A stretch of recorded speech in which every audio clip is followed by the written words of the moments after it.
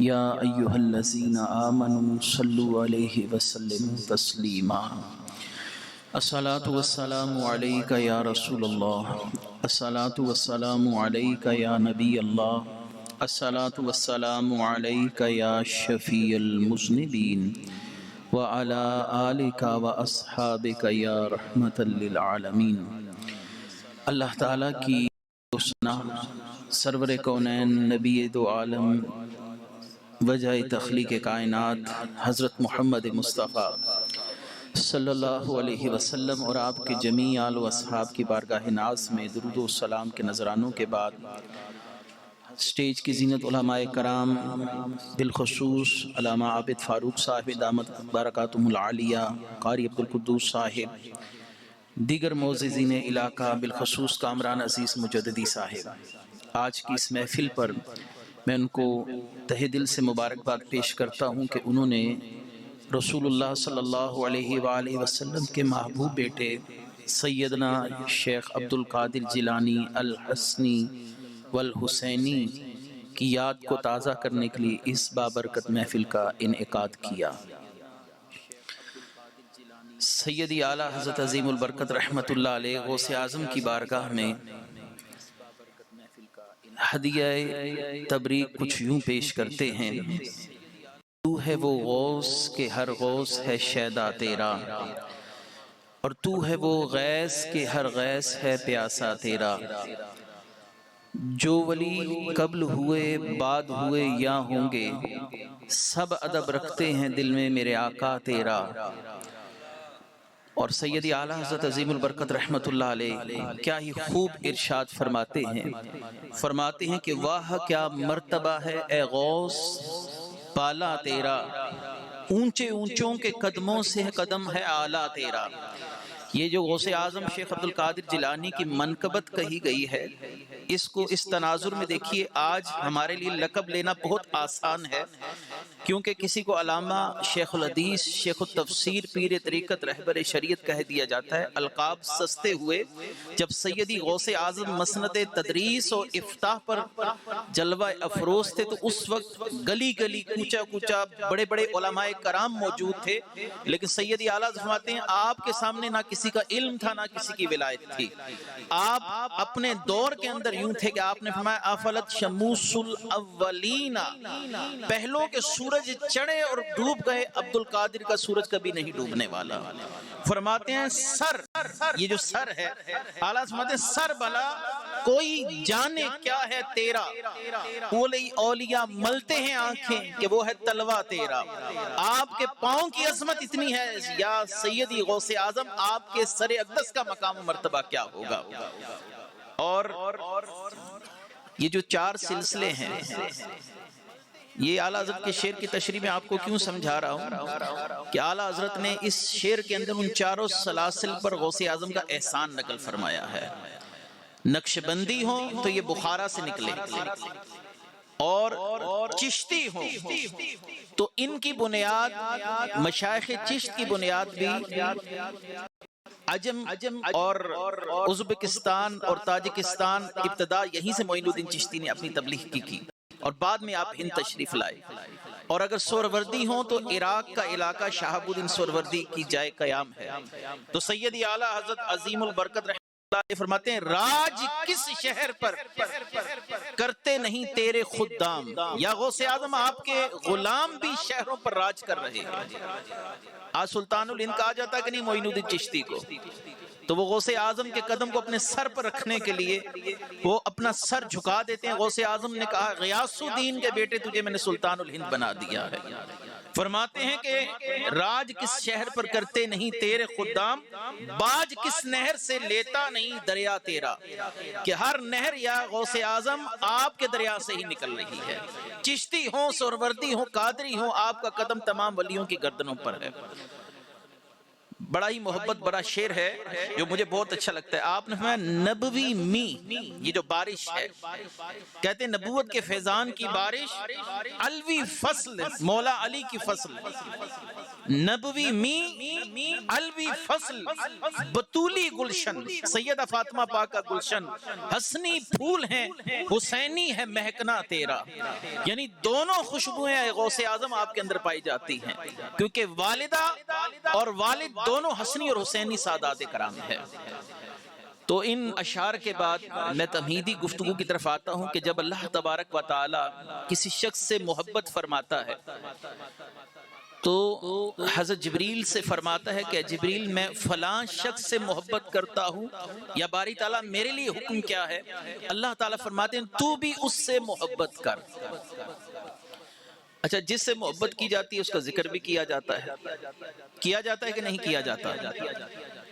تو بھی اس کا محبت کرنے والا بن. یا اللہ، بس اللہ تعالیٰ فرماتے ہیں آسمان کے تمام فرشتوں کو حکم دے کہ وہ بھی اس سے محبت کریں. یا اللہ یہ بھی ہو گیا. اللہ تعالیٰ فرماتے ہیں اہل ارض یعنی زمین والوں کے دلوں میں بھی اس کی محبت ڈال دے. یہ جو اہل ارض زمین والے ان سے محبت کرتے ہیں، یہ اللہ کی طرف سے دل میں ڈالی گئی، اور یہ اس محبت کا تقاضا ہے کہ آج ہم ان کی محفل سے جا کر ذکر کر رہے ہیں. یہ اہتمام ہم نے خود سے نہیں کیا، یہ رب کریم نے جبریل علیہ السلام سے ہمارے دلوں میں محبت پیدا کروا کر کروایا ہے. اس کا مطلب ہے کہ اللہ کے ولیوں کی محفلوں کو سجانا یہ سنت الہی ہے، یہ جبریل کا عمل ہے. الحمدللہ الحمدللہ آج ہم وہ کام کر رہے ہیں جو فرشتوں کا سردار کرتا ہے، اللہ کے محبوبوں کی محبت کو عام کرتا ہے. اور جب محبت عام ہوتی ہے تو تعظیم بھی آ جاتی ہے، اس کا ذکر کرنا بھی انسان شروع کر دیتا ہے. آج ہم رسول کریم کی تعظیم اس لیے کرتے ہیں کہ اللہ نے ان کی محبت ہمارے دلوں میں ڈال دی ہے، اللہ نے غوث اعظم کی محبت ہمارے دلوں میں ڈال دی ہے. آج ہم اولیاء کی تعظیم جبریل کے اسی عمل کے بعد کر رہے ہیں، اور جب جس سے محبت کرتے ہیں پھر اس کے ذکر کی محفلیں چلتی ہیں. کہیں معین الدین چشتی کا ختم ہو رہا ہوتا ہے، کہیں غوث اعظم کا ختم نظر آ رہا ہوتا ہے. یہ محافل کی بنیاد یہ صحیح بخاری کی حدیث ہے، صحیح بخاری کی حدیث. اور گفتگو میں بہت سمیٹنے لگا ہوں کیونکہ بہت دیر ہو چکی ہے. آج جب ہم 11ویں شریف کے کھانے اور تبرک کی بات کرتے ہیں تو بہت سے لوگوں کے پیٹ میں بل پڑتے ہیں بھی اللہ تعالیٰ نے 11ویں شریف کا کھانا آپ پر حرام کیا ہے. یہ بڑا اہم مسئلہ سمجھا رہا ہوں. 1994 کی روئے دات مناظرہ راولپنڈی، یہ آپ کے ٹینچ میں اہل سنت کا ایک بہت بڑا مناظرہ ہوا تھا اس مسئلہ پر کہ 11ویں شریف کا کھانا کیسا ہے. مخالفین کا دعویٰ یہ تھا کہ قرآن نے کہا انما حرم علیکم المیتۃ، اللہ نے تم پر میتیں حرام کی ہیں، اور والدم بہتا ہوا خون تم پر حرام کیا، وما احل بہ لغیر اللہ، اور جس چیز پر اللہ کے علاوہ کسی بندے کا نام لے لیا جائے وہ بھی حرام ہے. یہ مخالفین کا دعویٰ تھا. ایک شرعی مسئلہ بس سمجھاؤں گا اور گفتگو ختم کروں گا، طوالت کا موقع نہیں ہے اس وقت. یہ سوال تھا مخالفین کا کہ آپ غوث اعظم کا نام لیتے ہیں، یہ کھانا غوث اعظم کا ہے، یعنی یہ 11ویں شریف کا کھانا ہے. سمجھ رہے ہیں مسئلہ؟ اس لیے حرام ہے. وما احل بہ لغیر اللہ، یہ وہ اہم مسئلہ ہے جو اہل علم اور اہل علم کے درمیان شروع سے ہی زیر بحث رہا، حتیٰ کہ سیدی فاتح قادیانیت حضور سیدنا پیر میر علی شاہ صاحب کو اس مسئلہ کے اوپر ایک کتاب لکھنی پڑی جس کا نام ہے اعلاء کلمت اللہ. پیر میر علی شاہ صاحب نے اس مسئلہ پر پوری کتاب لکھی ہے، اور اس مسئلے کی میں وضاحت کر گفتگو ختم کرتا ہوں. نبی کریم صلی اللہ علیہ وآلہ وسلم جب مدینہ شریف ہجرت فرما کر نہیں گئے تھے تو آپ نے اہل مکہ میں 13 سال گزارے. کتنے گزارے ہیں؟ اعلان نبوت کے بعد 13 سال، زندگی کے ابتدائی 53 سال اور اعلان نبوت کے بعد 13 سال، تو کل ملا کر 53 سال آپ نے مکہ شریف میں گزارے اور آخری 10 سال مدینہ میں گزارے. آپ صلی اللہ علیہ وآلہ وسلم نے مشرکین کے جب معمولات دیکھے تو ان کے ہاں جو اونٹنی 5 مرتبہ بچہ جنتی تھی، یعنی 5 بار حاملہ ہوتی تھی، تو وہ اس کے کان کو ایک طرف سے چیر دیتے تھے اور کہتے تھے کہ یہ اب بتوں کے نام پر مختص ہو گئی، اس کو نہ ہم کھا سکتے ہیں، نہ اس کا دودھ پی سکتے ہیں، نہ اس پر سوار ہو سکتے ہیں، کیونکہ یہ اونٹنی بحیرہ بن گئی ہے۔ بحیرہ کا مطلب ان کیا ہوتا تھا، اس نے 5 بار اپنی نسل بڑھائی ہے، یہ اللہ نے ہم پر حرام کر دی۔ ہم نہ اس کو کھا سکتے ہیں، نہ اس کا استعمال کر سکتے ہیں، نہ سواری کر سکتے ہیں، نہ دودھ پی سکتے ہیں۔ یہ ہو گئی پہلی قسم بحیرہ، یہ اللہ نے ہم پر حرام کی ہے، یہ مشرکین کا دعویٰ تھا۔ اور دوسری چیز سائبہ، یہ سائبہ بھی ان کے ہاں ایک اونٹنی تھی، جو شخص سفر سے بخیریت آ جائے، کسی خطرناک سفر پر جائے تو وہ لوگ نظر مانتے تھے کہ اگر ہمارا عزیز، ہمارا بیٹا زندہ سلامت واپس آ گیا تو ہم ایک اونٹنی سائبہ بنا دیں گے۔ سائبہ کا مطلب ہے نہ اس کو استعمال کریں گے، نہ دودھ پیئیں گے، نہ اس پر بیٹھیں گے، وہ بھی بتوں کے لیے مختص ہے بس۔ پہلی بحیرہ، دوسری سائبہ، یہ قرآن کریم سے آپ کو مسئلہ سمجھا رہا ہوں۔ اور تیسری چیز کیا تھی مشرکین کے اندر، وسیلہ، جو بکری اپنی زندگی میں 7 بار اپنی نسل کو بڑھاتی تھی وہ کہا کرتے تھے یہ وسیلہ ہے، اب اس کو ہم ذبح کر کے نہیں کھا سکتے، اس کا دودھ نہیں پی سکتے، اس کو ہم بتوں کے نام پر مختص کرتے ہیں، چھوڑ دیتے ہیں، بس جو چاہے یہ کرتی پھرے۔ تو پہلے بحیرہ ہوا، دوسرا سائبہ، اور تیسرا وسیلہ۔ یہ سین والا وسیلہ نہیں، یہ سواد والا وسیلہ ہے۔ اور الحامی، یہ چوتھی قسم کا ان کے ہاں اونٹ ہوتا تھا۔ یہ اس اونٹ کو کہتے تھے جسے وہ نسل بڑھانے کے لیے استعمال کرتے تھے۔ جس اونٹ کی کارکردگی ان کے ہاں اچھی ہوتی تھی اس کو کہتے تھے اس کو بھی ہم نے چھوڑ دیا، یہ الحام ہے۔ تو 4 جانوروں کو مشرکین نے بتوں کے نام پر چھوڑ رکھا تھا۔ یہ بتوں کے لیے ہو گئے، اب ہم سے نہ استفادہ کر سکتے ہیں، نہ دودھ پی سکتے ہیں، نہ ان کی سواری کر سکتے ہیں، نہ ان کا گوشت کھا سکتے ہیں۔ یہ انہوں نے از خود کھانے کی چیزوں کو خود پر حرام کر رکھا تھا۔ رسول اللہ صلی اللہ علیہ وسلم نے ارشاد فرمایا تم ان کو کھاتے کیوں نہیں ہو؟ تم ان کو کھاتے کیوں نہیں ہو؟ انہوں نے کہا اللہ نے حرام کیا ہے، بحیرہ ہو، سائبہ ہو، وسیلہ ہو، حام ہو، ہم ان کو کھا ہی نہیں سکتے۔ یہ بتوں کے نام پر مختص ہو گئے ہیں۔ کن کے نام پر مختص ہوئے ہیں؟ بتوں کے نام پر۔ بت پاک ہوتے ہیں کہ ناپاک؟ رجس، اللہ نے سورہ حج میں بتوں کے لیے لفظ استعمال کیا ہے، رجس من الاوثان، بتوں کی پلیتی سے بچو۔ انہوں نے بتوں کے نام پر جانور مختص کر دیے، نومینیٹ کر دیے، نومینیشن کر دیے، ان کے نام پر ہیں، ہم نہیں کھا سکتے۔ اور بت کیا ہے؟ پلیت، ناپاک، رجس۔ اب سنیے قرآن کیا کہتا ہے۔ اللہ تبارک و تعالی قرآن کریم فرقان حمید میں فرماتے ہیں ما جعل اللہ من بحیرۃ ولا صاحبۃ ولا وسیلۃ ولا حام، اللہ نے بتوں کے نام پر چھوڑے ہوئے یہ چاروں جانور حرام نہیں کیے ہیں، یہ بتوں کے نام پر خود سے مختص کر رہے ہیں۔ بتوں کا اگرچہ ان پر نام بھی آ جائے یہ حرام نہیں ہے، ان کا دودھ بھی پیا جا سکتا ہے، ان کا گوشت بھی کھایا جا سکتا ہے۔ اللہ نے ساتھ ہی فرمایا وَلَكِنَّ الَّذِينَ كَفَرُوا يَفْتَرُونَ عَلَى اللَّهِ، یہ کافر اللہ کا نام لے کر جھوٹ بولتے ہیں۔ بتوں کا نام کھانے کی چیز پر آ جائے حرام نہیں ہوتی، غوث اعظم کا نام آ جائے تو حرام کیسے ہو سکتی ہے؟ سمجھے ہیں مسئلے کو آپ کہ یہ چیز غوث اعظم کے سالے ثواب کے لیے، ہم تو ان کے نام پر مختص نہیں کرتے، اس سے ہم فائدہ نہیں اٹھا سکتے۔ ہم کہتے ہیں کھائیں گے ہم، لیکن اس کھانے کا جو اجر ہے وہ غوث اعظم کو احصال کرتے ہیں۔ اس کی ایک اور مثال بخاری سے دے دوں، سیدنا سعد کی والدہ فوت ہو گئی تو آپ نے فرمایا یا رسول اللہ میں اپنی والدہ کے لیے کوئی نیکی کروں انہیں پہنچے گی؟ آپ نے فرمایا ہاں پہنچے گی۔ انہوں نے مدینے میں ایک کنواں خرید کر، کنویں کا پانی پیا جاتا ہے کہ نہیں پیا جاتا؟ کنواں خرید کر اپنی والدہ کے لیے مختص کر دیا، نامینیٹ کر دیا۔ انہوں نے رسول اللہ کو بلایا، یہ صحیح بخاری ہے۔ رسول اللہ صلی اللہ علیہ وسلم تشریف لائے، آپ نے فرمایا ھذہ لأم سعد، یہ کنواں ام سعد کا ہے، یعنی اس کا ثواب ام سعد کو پہنچے۔ ام سعد تو فوت ہو چکی تھی، دنیا سے جا چکی تھی، اور کنویں کا پانی جو پینے کے لیے بھی استعمال ہوتا ہے، وضو کے لیے بھی استعمال ہوتا ہے، غسل کے لیے بھی استعمال ہوتا ہے، رسول اللہ صلی اللہ علیہ وسلم نے اس کنویں کو مختص کر دیا ام سعد کے نام کے ساتھ۔ تو معلوم ہوا کہ کھانے پینے کی چیزوں کو اگر اللہ کے محبوبوں کے نام سے مختص کر دیا جائے، وہ بھی بطور ثواب، تو چیز حرام نہیں ہوتی۔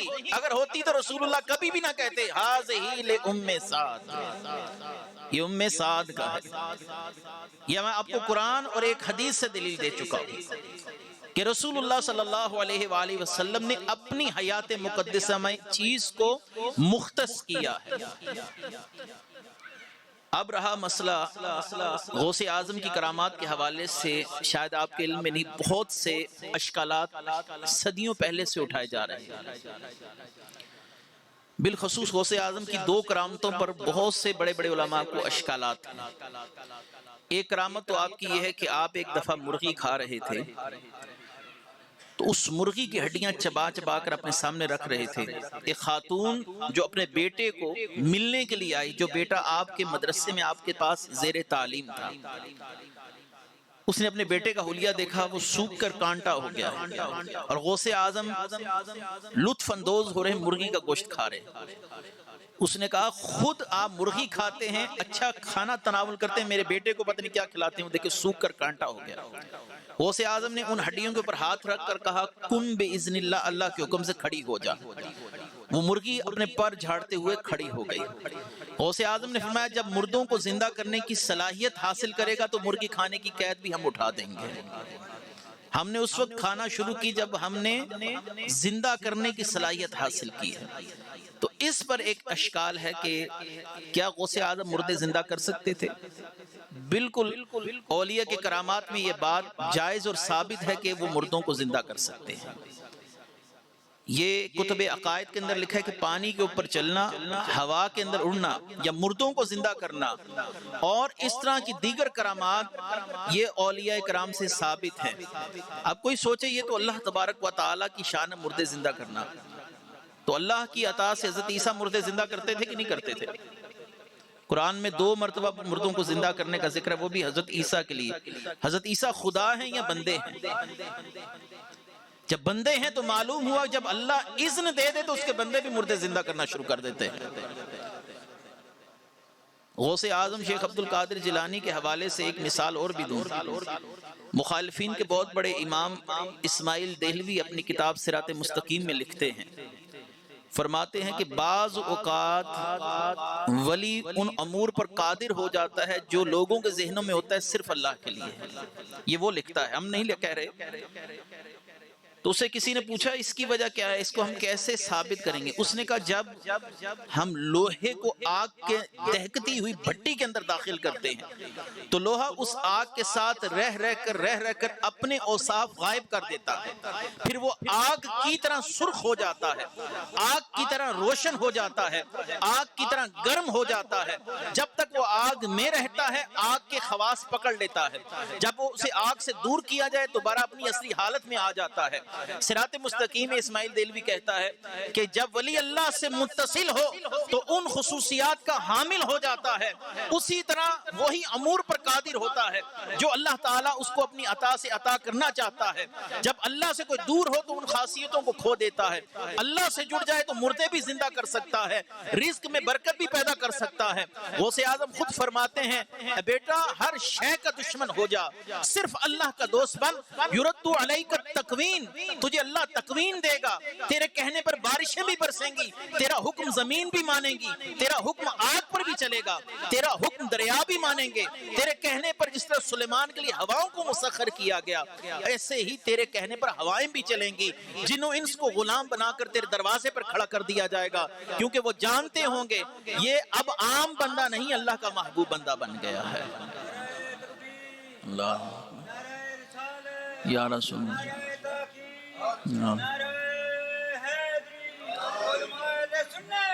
غوث کے نام کے ساتھ ایک لفظ استعمال کرتے ہیں الثقلین، غوث الثقلین، سنا ہے نا یہ آپ نے نام؟ ثقلین کا مطلب ہوتا ہے جنوں انس کے غوث۔ اچھا، غوث کے لفظ پر بھی بڑی درد ہے، یہ غوث تو صرف اللہ ہے، مددگار صرف اللہ ہے۔ رسول اللہ صلی اللہ علیہ وسلم کی حدیث مبارکہ ہے، آخری بات کر کے گفتگو ختم کر رہا، کہ جب تم میں کوئی شخص جنگل کا سفر کرے اور راستہ بھول جائے یا اس کی سواری کھو جائے تو یا رسول اللہ پھر ہم کیا کریں؟ آپ نے صحابہ کو کہا کہ ایک بلند ٹیلے پر یا کسی بلند جگہ پر کھڑے ہو کر کہو اغیثونی یا عباد اللہ، اللہ کے بندو میرے غوث بن جاؤ، میرے مددگار بن جاؤ۔ ادھر ایسے لوگ ہوتے ہیں جنہیں تم دیکھ نہیں سکتے، اللہ نے اس کام کے لیے مختص کر رکھے ہیں۔ اغیثونی، میری مدد کرو، غوث بن جاؤ، میرے لیے مددگار بن جاؤ۔ تو غوث کہتے ہیں مددگار کو، اور آپ تو ولیوں کے بھی مددگار ہیں، اسی لیے آپ کو غوث اعظم کہا جاتا ہے۔ رسول اللہ صلی اللہ علیہ وسلم سے صحیح بخاری کی حدیث میں سنا دوں، آپ نے فرمایا قیامت کے دن جب سورج سوا نیزے پر ہوگا، ان الشمس تدنو یوم القیامت حتی یبلغ العرق نصف الاذن، تمہارے کانوں کی لوں پسینے کے ساتھ بھر جائیں گی، تمہارے پسینے کانوں کی لوگ تک بہ رہے ہوں گے، سر سے پسینہ بہ رہا ہوگا، چہروں سے پسینہ بہ رہا ہوگا۔ یا رسول اللہ پھر کیا ہوگا؟ آپ صلی اللہ علیہ وسلم نے فرمایا ثم استغاثوا، بخاری کے الفاظ ہیں ثم استغاثوا، پھر تم کوئی غوث ڈھونڈو کہ آج ہماری کو مدد کرنے والا مل جائے۔ ثم استغاثوا بآدم، آدم کو غوث مناؤ گے، آدم کہیں گے آج یہ منصب کسی اور کے لیے رکھا گیا ہے۔ پھر موسیٰ علیہ السلام کے پاس ثم بموسیٰ ثم بمحمد صلی اللہ علیہ وسلم، اس دن غوثیت کبریٰ کا تاج ہمارے آقا کریم صلی اللہ علیہ وسلم کے سر پر سجایا جائے گا۔